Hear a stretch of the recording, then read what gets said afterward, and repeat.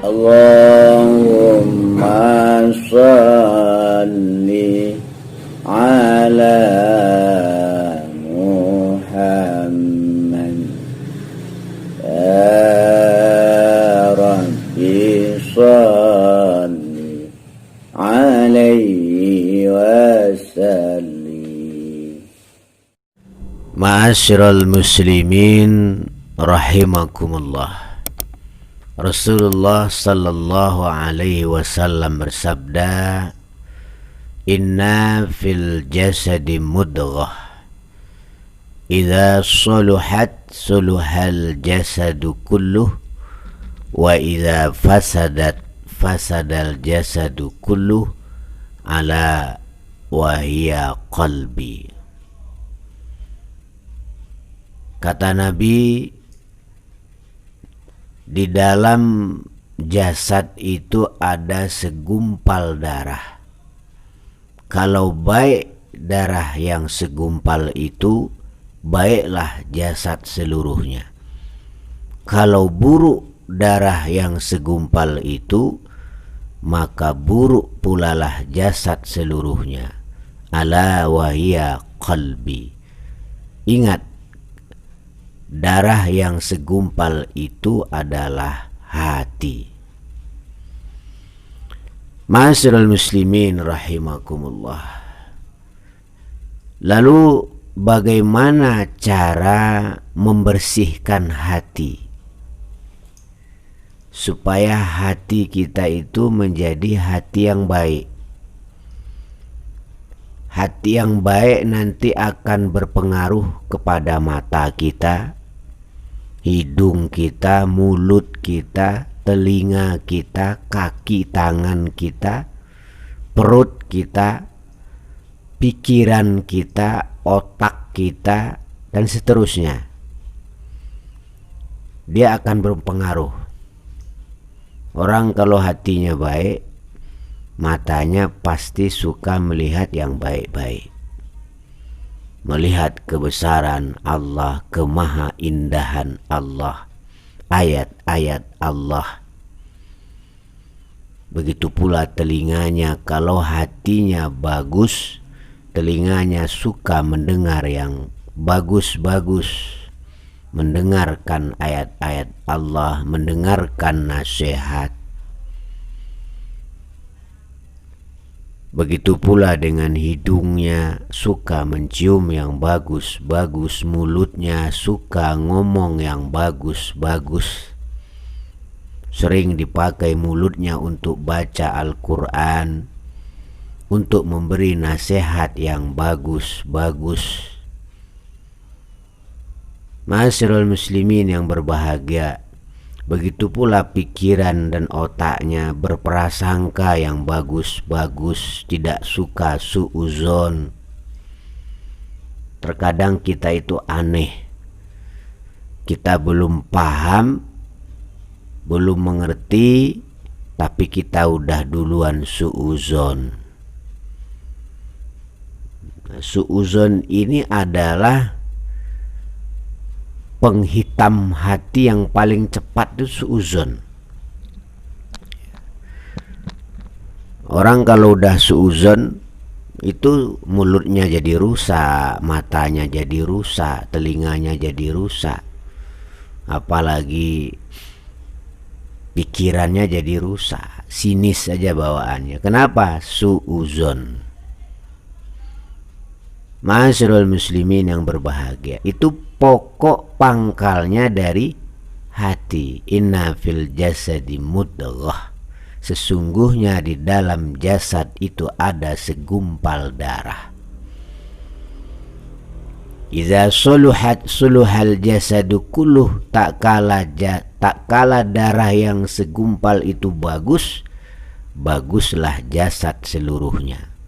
Wa idza fasadat fasadal jasadu kulluh, tak kala darah segumpal itu rusak, rusak pulalah jasad seluruhnya. Ala wahya qalbi, ketahuilah bahwa darah yang segumpal itu adalah hati. Ma'asyiral muslimin yang berbahagia, Maka pada perjumpaan ini kita akan coba untuk membahas cara membedah hati. Kalau Rasulullah langsung dibedah oleh malaikat Jibril waktu beliau masih dalam pemeliharaan pengasuhan Halimatus Sa'diyah.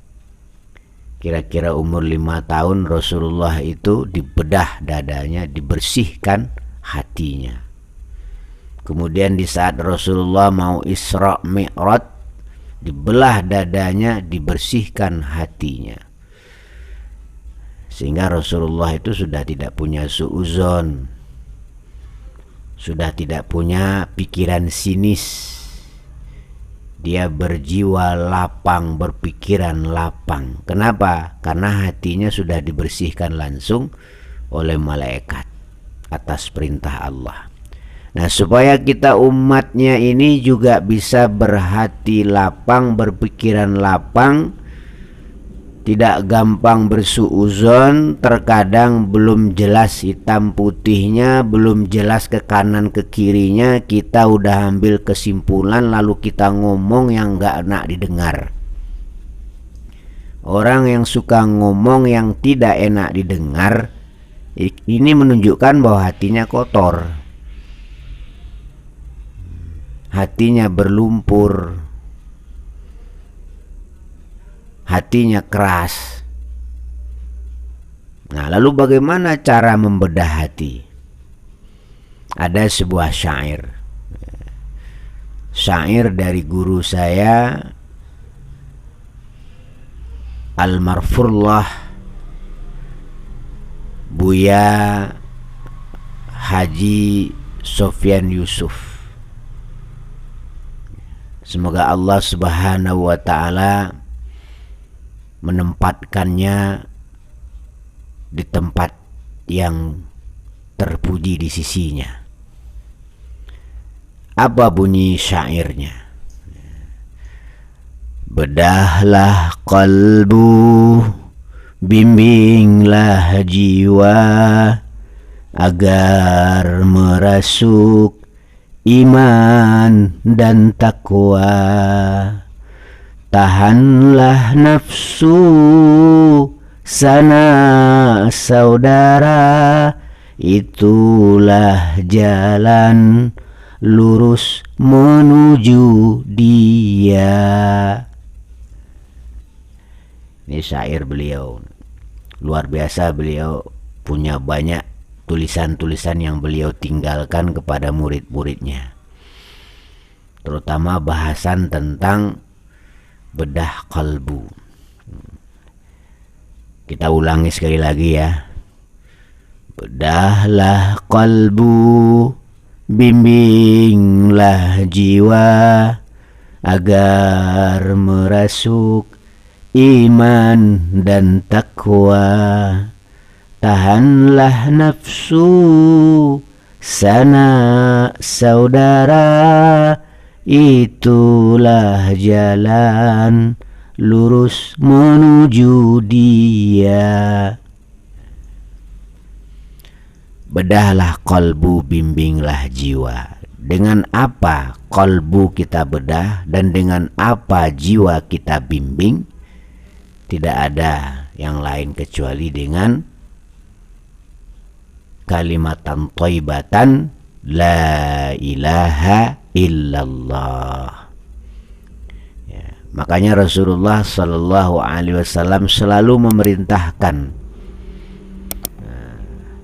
perbaharui imanmu dengan mengucapkan la ilaha illallah. Maka dawamkan, rutinkan, istiqomahkan untuk selalu memperbanyak zikir kalimat la ilaha illallah, terutama 2/3 malam yang akhir.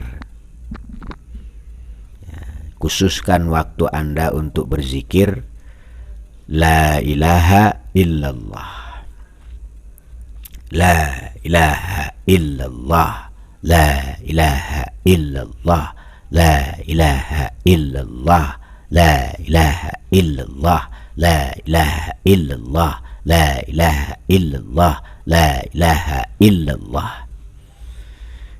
Itu cara membedah kalbu.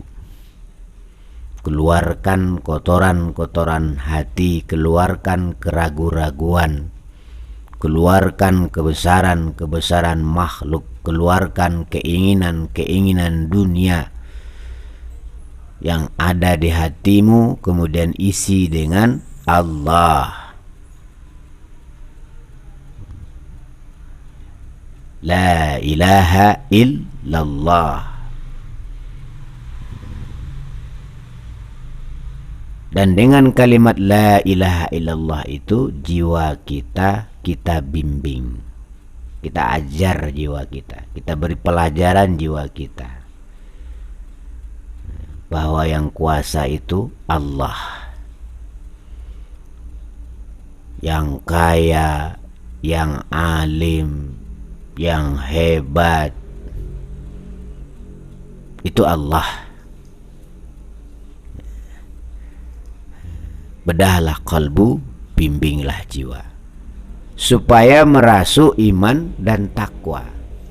Jadi kalau kita udah sering zikir kalimatan thayyibatan ini, la ilaha illallah ini, pelan-pelan iman dan takwa itu merasuk ke dalam hati kita. Nur iman kita ditambah oleh Allah. Semakin lama semakin kita percaya kepada Allah Subhanahu wa ta'ala. Semakin lama semakin hati-hati kita di dalam mempergunakan apa yang Allah berikan kepada kita, terutama umur. Itu cara untuk membedah kalbu dan cara memasukkan iman dan takwa. Perbanyak zikir la ilaha illallah, la ilaha illallah, la ilaha illallah, la ilaha illallah, la ilaha illallah, la ilaha illallah, la ilaha illallah, la ilaha illallah. Kemudian setelah itu apa? Tahanlah nafsu sana saudara, itulah jalan lurus menuju dia. Nah, nafsu ditahan ya, terutama nafsu kepada dunia. Jangan mau kita diperbudak dunia. Kalau bisa dunia itu kita manfaatkan. Kalau kebetulan takdir hidup kita itu kaya, manfaatkanlah kekayaanmu untuk mendekat kepada Allah, membantu perjuangan agama Allah. Jangan kekayaanmu kau bikin sombong, kau bikin songong, kau bikin meremehkan orang lain, kau bikin untuk menaikkan harga dirimu. Kalau nggak ada saya pasti nggak beres. Itu sifatnya iblis, itu sifatnya setan yang seperti itu ya. Sifat Muhammad tidak seperti itu ya. Jadi tahan nafsu, terutama nafsu kepada dunia. Jangan mau Anda dijadikan kendaraan oleh dunia ini, tapi jadikanlah dunia ini sebagai kendaraan. Manfaatkanlah apa yang bisa dimanfaatkan untuk mendekat kepada Allah Subhanahu wa ta'ala. Bukan kita dimanfaatkan oleh keadaan sehingga umur kita habis hanya mengurusi tetek bengek dunia ini, sehingga kita tidak sempat mengurusi akhirat kita. Sebenarnya yang menghalang-halangi orang paham dengan kehidupan, paham dengan Allah, paham dengan akhirat itu adalah nafsunya. nafsunya, keinginannya kepada selain Allah. Ini sebenarnya menghalangi orang itu ngerti Tuhannya. Jadi orang kalau udah paham Allah, nggak ada yang sulit baginya. Apa yang bisa dia lakukan untuk mendekat kepada Allah, dia lakukan. Dia manfaatkan. Dia peralat dunia ini, dia perbudak dunia ini untuk fi ta'atillah.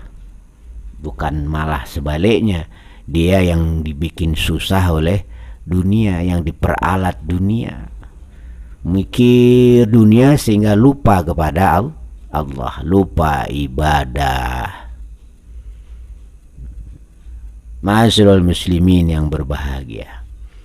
Jadi mari kita bacakan syair ini sekali lagi.